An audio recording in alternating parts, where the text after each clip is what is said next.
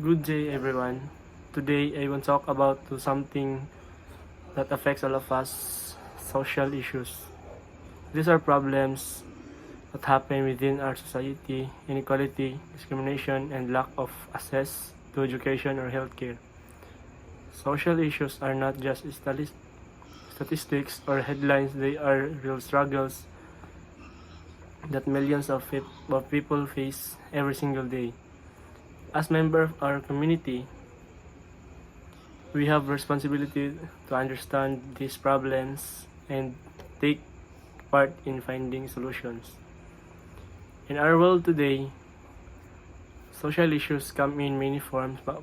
Poverty continues to keep families from living decent lives. Many children are forced to stop studying to help their parents earn money.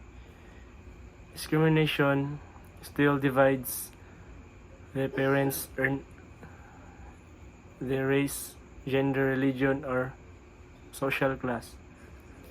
Meanwhile, environmental destruction threatens our health and the future of our planet.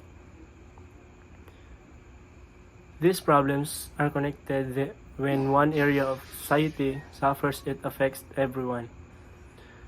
But the good news is we can make a difference. Change begins with awareness, empathy, and action.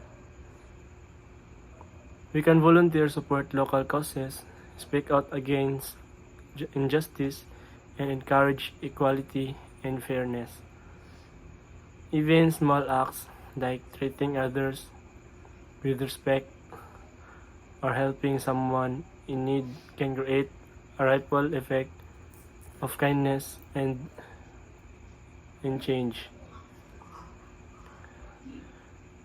In conclusion, social issues remind us that we are all part of community.